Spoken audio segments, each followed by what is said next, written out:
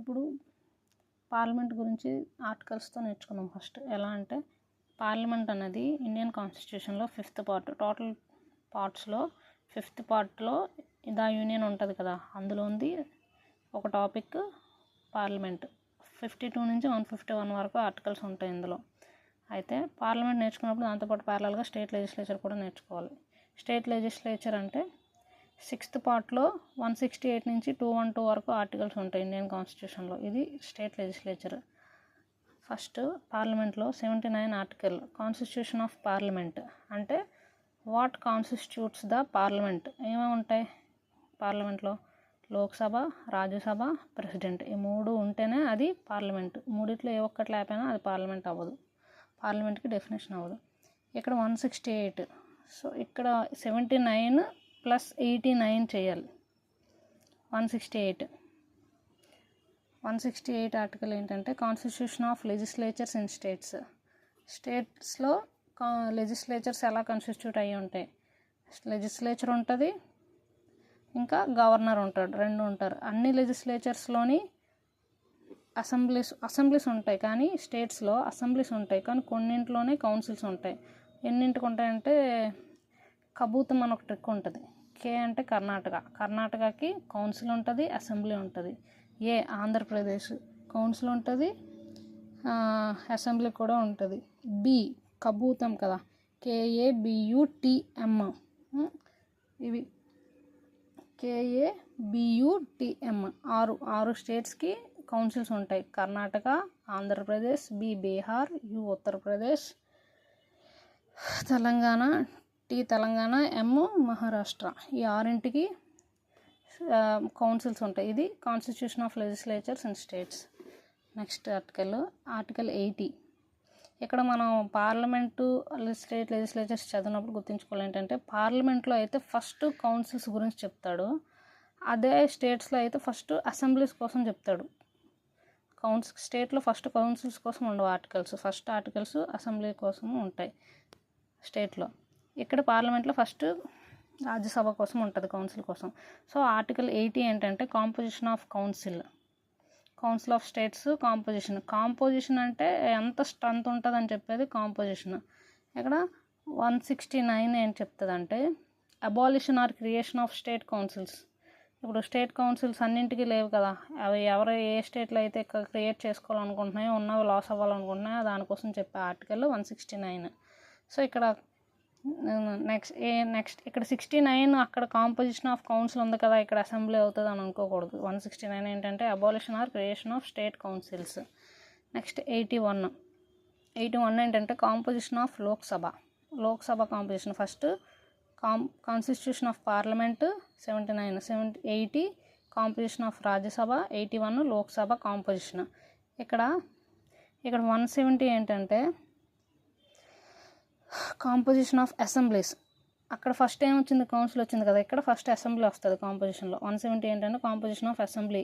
ఇంకా ఇందులోనే డీలిమిటేషన్ కూడా చెప్తారు. డీలిమిటేషన్ అంటే ఏంటంటే ప్రతి సెన్సస్ వచ్చిన తర్వాత, జనరల్గా డీలిమిటేషన్ ఏంటంటే సెన్సస్ వచ్చిన తర్వాత వెంటనే జరగబోయే ఎలక్షన్స్ అవుతాయి కదా, జనరల్ ఎలక్షన్స్. వాటికి ఏదైతే దాని ప్రిసీడింగ్ సెన్సస్ ఉంటుందో దాన్ని బేస్ చేసుకొని సీట్స్ ఏ స్టేట్కి ఎన్ని ఉండాలి అని డిటర్మైన్ చేస్తారు.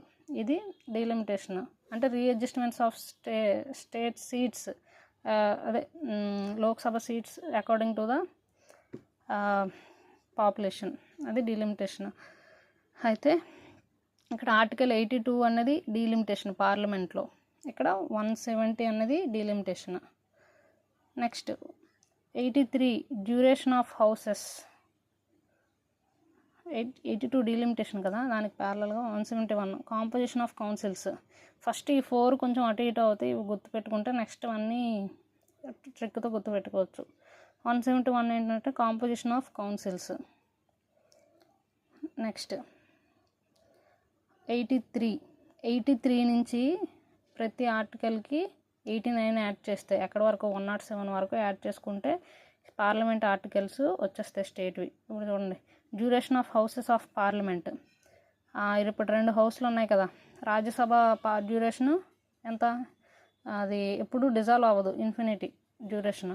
అదే లోక్సభ అయితే 5 years కదా, 5 years అంతకుముందు రిజాల్వ్ చేసిస్తే అయిపోతే అవి స్పెషల్ కండిషన్స్ ఉంటాయి మళ్ళీ. సో డ్యూరేషన్ కోసం చెప్పే ఆర్టికల్ 83. అదే స్టేట్ అసెంబ్లీస్ డ్యూరేషన్ చెప్పే ఆర్టికల్ 172. అంటే 83కి 89 యాడ్ చేస్తే 172 వస్తుంది. Next 84 qualifications of membership.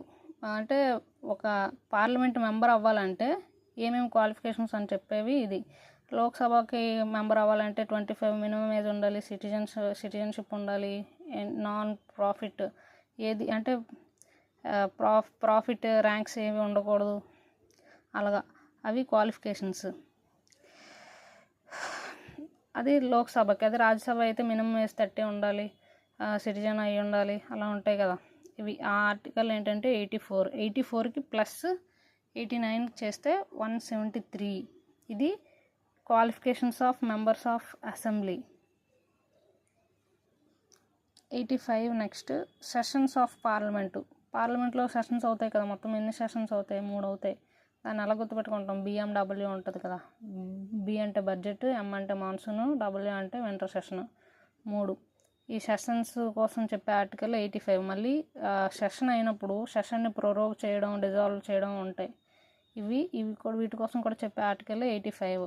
అదే స్టేట్ లెజిస్లేచర్స్లో అయితే 174. 85కి ప్లస్ 89 చేస్తే 174. Next 86th article addressing and sending messages to parliament సెషన్స్లో ఉన్నప్పుడు ఇవి ప్రెసిడెంట్ అడ్రస్ చేసి మాట్లాడతారు కదా, లోక్సభని రాజ్యసభని. జాయింట్ సెషన్స్ అయినప్పుడు కూడా ఏమైనా పెండింగ్ బిల్స్ ఉన్నప్పుడు కూడా ప్రెసిడెంట్ అడ్రస్ చేసి చెప్పడము.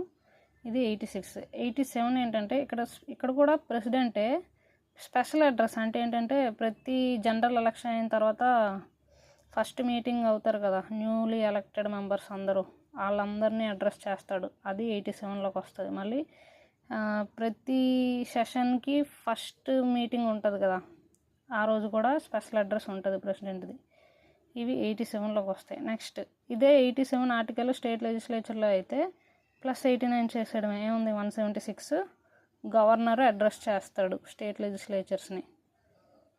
నెక్స్ట్ 88 ప్రతి మినిస్టరు, అటార్నీ జనరల్ ప్రతి సెషన్లోనే పార్టిసిపేట్ చేయొచ్చు.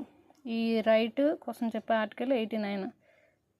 88 ఏం చెప్తుంది? ప్రతి మినిస్టరు, అటార్నీ జనరల్ పార్టిసిపేట్ చేయొచ్చు పార్లమెంట్ అయిన సెషన్స్లోని, మీటింగ్స్లోని, అన్నింటిలోని. 177 ఏంటంటే సేమ్ అడ్వకేట్, అక్కడ అటార్నీ జనరల్ అలాగో ఇక్కడ అడ్వకేట్ జనరల్ అలాగా. ఇక్కడ ప్రతి మినిస్టరు సెషన్స్లోని పార్టిసిపేట్ చేయొచ్చు, అడ్వకేట్ జనరల్ కూడా సెషన్స్లోని పార్టిసిపేట్ చేయొచ్చు. Next article 89. ఇక్కడ 89 నుంచి 92 వరకు మొత్తం రాజ్యసభ ఉంటాయి, చైర్మన్, డిప్యూటీ చైర్మన్. మళ్ళీ 93 నుంచి మళ్ళీ 4 ఆర్టికల్స్ 96 వరకు Lok Sabha speaker, deputy speaker articles ఉంటాయి. అలాగే ఇక్కడ ఏంటంటే 178 నుంచి 181 వరకు అక్కడ రాజ్యసభతో స్టార్ట్ అయింది కదా, ఇక్కడ దేంతో స్టార్ట్ అవుద్ది? అసెంబ్లీతో స్టార్ట్ అవుద్ది. ఎందుకంటే ముందే చెప్పాను కదా, ఫస్ట్ ఇక్కడ రాజ్యసభతో స్టార్ట్ అయితే స్టేట్ లెజిస్లేచర్లో లోక్సభ అదే అసెంబ్లీతో స్టార్ట్ అవుతుంది. అలాగా 178 నుంచి 181 వరకు ఇక్కడ అసెంబ్లీ ఆర్టికల్స్. ఇవి అసెంబ్లీలో స్పీకరు, డిప్యూటీ స్పీకర్వి. నెక్స్ట్ 182 నుంచి 185 వరకు chairman, deputy chairman of council, వీళ్ళకి రిలేటెడ్ ఆర్టికల్స్ ఉంటాయి. ఇవి ఇక్కడ కొంచెం అబ్జర్వ్ చేసుకోవాలి ఆర్టికల్స్. ఒకసారి ప్యాటర్న్ అర్థమైపోతాయి. ఏంటంటే 89 చైర్మన్, డిప్యూటీ చైర్మన్ రాజ్యసభకి ఉంటారని చెప్పే ఆర్టికల్ 89 ఉండాలి అని. రాజ్యసభకి చైర్మన్ ఎవరవుతారు? అదే ఎక్స్ అఫీషియో చైర్మన్ అని కూడా అంటారు కదా రాజ్యసభకి. ఎవరు? వైస్ ప్రెసిడెంటే కదా. ఇది ఆర్టికల్ 89తో చెప్తారు. Next article 90 resignation, vacation, removal from deputy chairman. ఈ పదవి నుంచి రిమూవ్ చేస్తున్నప్పుడు ఈ వెకేట్ చేయడమైనా, రిజైన్ చేయడమైనా, రిమూవ్ చేయడమైనా చెప్పే ఆర్టికల్ 90. ఇక్కడ 90లో బాగా చూస్తే డిప్యూటీ చైర్మనే ఇక్కడ ఉంటుంది. ఎందుకంటే రాజ్యసభ చైర్మన్ ఎవరు? వైస్ ప్రెసిడెంట్ కదా.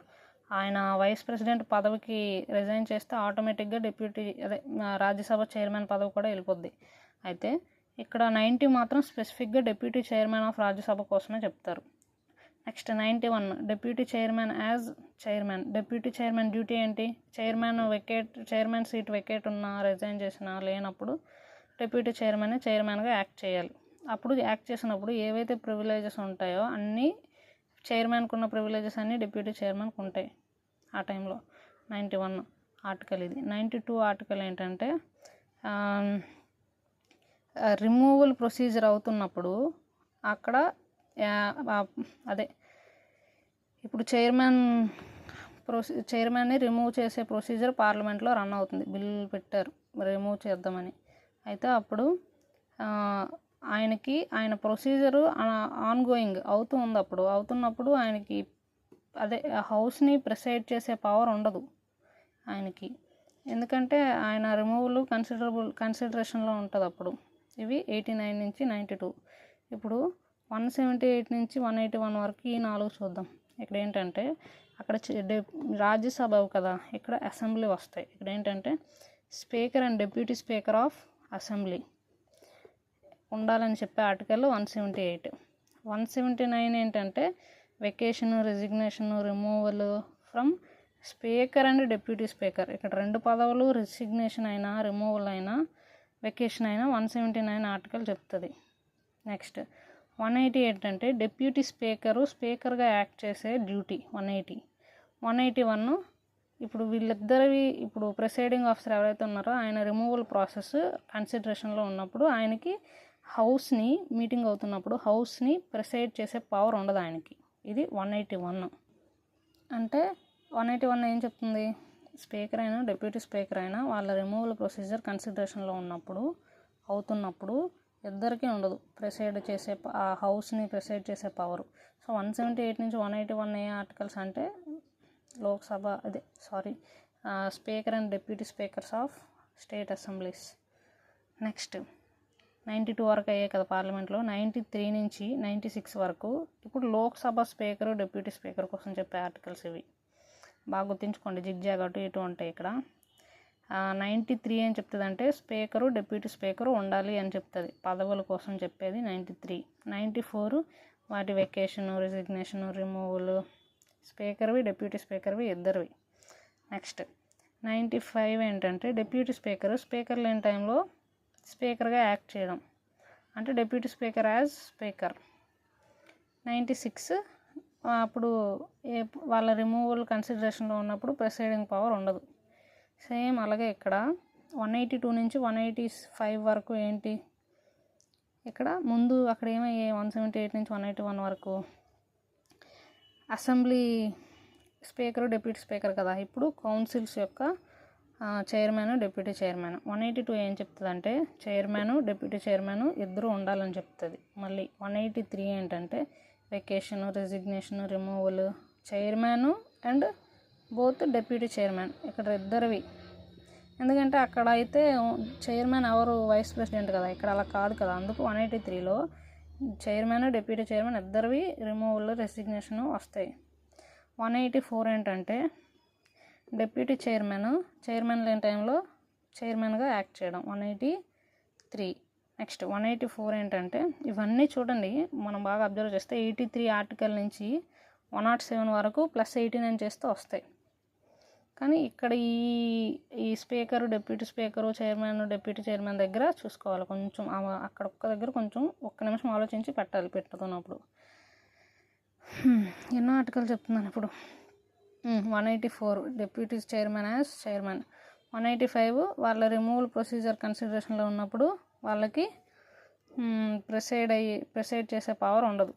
నెక్స్ట్ 97 ఇప్పుడు ఈ 4 పోస్టులు ఉన్నాయి కదా, chairman, deputy chairman, speaker, deputy speaker, వీళ్ళందరూ శాలరీస్, అలవెన్సెస్ చెప్పే ఆర్టికల్ 97. ఇక్కడ బాగా అబ్జర్వ్ చేస్తే వీళ్ళు నలుగురివి ఇక్కడే చెప్తారు, 97లోనే చెప్తారు ఆర్టికల్ శాలరీస్ అండ్ అలవెన్సెస్.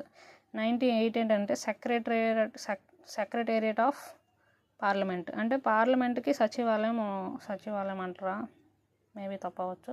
అది ఒక ఆఫీస్ ఉండాలి. సెక్రటేరియట్ అంటే ప్రతి హౌస్కి ఆఫీస్ ఉంటుంది. దానికి ఎవరు ఆఫీస్కి హెడ్ అని ఎవరు నియమిస్తారంటే ప్రిసైడింగ్ ఆఫీసర్ ఆఫ్ ద హౌసే దానికి ఎవరు ఉంటారు అని నియమిస్తారు, సెక్రటేరియట్ హెడ్. ఇది సెక్రటేరియట్ ఉండాలనేసి.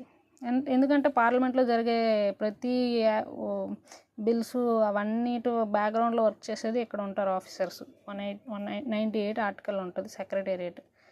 అలాగే +89 చేయండి, 187 వస్తుంది. సెక్రటేరియట్ ఆఫ్ స్టేట్ లెజిస్లేచర్స్ వస్తాయి. Next 99 oath of members. ఇక్కడ ఎంతమంది అయితే ఎంపీలు ఉంటారో వాళ్ళందరూ ఓత్ 99 ఆర్టికల్తో చెప్తారు. జనరల్గా ఓత్ ఎవరు చేస్తారు? ప్రోటెం స్పీకర్ చేస్తారని చెప్పాను కదా ఫస్ట్ ఐడియా అదే. ప్రోటెం స్పీకరు ఎంపీలందరికీ ఓత్ చేస్తాడు. 99 article. Next 100 voting in houses. అంటే హౌసెస్లో ఓటింగ్ ఏ ప్రొసీజర్ ఉంటుంది దాని మొత్తం చెప్పేది 100 ఆర్టికల్. క్వారం అంటే మినిమం స్ట్రెంత్ ఉండాలి. ఒక పార్లమెంట్లో ఏదైనా సెషన్ రన్ అవ్వాలన్నా, డిస్కషన్ రన్ అవ్వాలన్నా, ఓటింగ్కైనా మినిమం 1/10. క్వారం అంటే 1/10 ఆఫ్ ద టోటల్ మెంబర్షిప్స్. అది 100 ఆర్టికల్. అలాగే స్టేట్ లెజిస్లేచర్స్లో అయితే +89 చేయడమే, 189. నెక్స్ట్ది 101 వెకేషన్ ఆఫ్ సీట్స్. ఎవరైనా ఎంపీలు వెకేట్ చేయడం కోసం చెప్పే ఆర్టికల్ ఇది. అక్కడ వెకేషన్, రెసిగ్నేషన్, రిమూవల్ 90 ఏంటది? Deputy chairman. మళ్ళీ 94 స్పీకరు, డిప్యూటీ స్పీకర్. ఇక్కడ వెకేషన్ ఆఫ్ ఎంపీస్ ఇది 101. బాగా అబ్జర్వ్ చేయాలి. ఎక్కువ ఒకేలాగా అనిపిస్తాయి కానీ కొంచెం ఫోకస్ చేసి చదవాలి ఇవి. 101 వెకేషన్ ఆఫ్ సీట్స్ అంటే ఎంపీలు ఇవి. +89 చేస్తే 190. సేమ్ స్టేట్ లెజిస్లేచర్లో కూడా అలాగే. నెక్స్ట్ది 102 డిస్క్వాలిఫికేషన్స్ ఆఫ్ మెంబర్షిప్. ఒక ఎంపీ మెంబర్షిప్ పోవాలంటే ఏమేమి గ్రౌండ్స్, ఏ గ్రౌండ్స్ మీద దేన్ని బేస్ చేసుకొని డిస్క్వాలిఫై చేస్తున్నామని చెప్పేది 102 ఆర్టికల్. +89 చేస్తే 191 వస్తుంది. ఇది disqualification of membership of state legislatures. 191 +89 చేయాలి. 103 ఏంటంటే డెసిషన్ మేకింగ్. ఇక్కడ డెసిషన్ మేకింగ్ అంటే ఏంటంటే ఇప్పుడు మెంబర్స్ని డిస్క్వాలిఫై చేయాలన్నప్పుడు ఎవరు డెసిషన్ తీసుకుంటారంటే ప్రెసిడెంట్ తీసుకుంటాడు. ప్రెసిడెంట్ తీసుకున్న డెసిషనే ఫైనల్ డెసిషన్. ఇది దీనికోసం చెప్పే ఆర్టికల్ 103. +89 చేస్తే 192. Next 104 penalty for sitting before oath. ప్రమాణ స్వీకారం అవ్వకముందే వెళ్ళి హౌస్లో కూర్చున్నారు అనుకోండి, వాళ్ళకి పెనాల్టీ ఉంటుంది. 500 ఉంటుంది ఒక రోజుకి, అది పెనాల్టీ. అలాగే +89 చేస్తే 193 వస్తుంది. Next 105 powers and privileges of members. 105 ఏంటి? Powers and privileges of members. వాళ్ళకి ఏమేమి బెనిఫిట్స్, పవర్స్ ఉంటాయని చెప్పే ఆర్టికల్. ఎవరికి? Members of parliament, ఎంపీస్ది 105. +89 చేస్తే 194. ఇక్కడ స్టేట్ లెజిస్లేచర్ మెంబర్స్వి పవర్స్, ప్రివిలేజెస్ వస్తాయి. Next 106 salaries and allowances of MPs. అక్కడ మళ్ళీ శాలరీస్, అలవెన్సెస్ ఏ ఆర్టికల్లో చూసాము? 97లో కూడా చూసాము. మళ్ళీ ఇక్కడ 106లో. ఇక్కడ ఎవరివి? 106లో ఎంపీస్వి. అక్కడ chairman, deputy chairman, speaker, deputy speaker. 107 ordinary bills. 107 ఏంటంటే ఆర్డినరీ బిల్స్ ప్రొసీజర్. +89 చేస్తే 196. ఇది స్టేట్స్లో ఆర్డినరీ బిల్స్ ప్రొసీజర్. ఇది 107 వరకు, ఇక్కడ వరకే. నెక్స్ట్ నుంచి జాయింట్ సిట్టింగ్ ఉండదు. ఎక్కడ ఉండదు? స్టేట్లో ఉండదు కాబట్టి ఇక్కడ నుంచి మళ్ళీ ఆర్టికల్స్ కొంచెం అటు ఇటు అవుతాయి. సో ఎక్కడి నుంచి మనం ప్యాటర్న్ ఉందంటే 83 నుంచి, ఆర్టికల్ 83 నుంచి 107 వరకు +89 చేస్తే స్టేట్ ఆర్టికల్స్ వచ్చేస్తాయి. ఇక్కడ ఒక మధ్యలో కొన్ని 8, 4 అటు ఇటు అవుతాయి. అది బాగా అబ్జర్వ్ చేసుకుంటే అయిపోయింది. నెక్స్ట్ మిగిలినవి నెక్స్ట్ వీడియో చూద్దాం.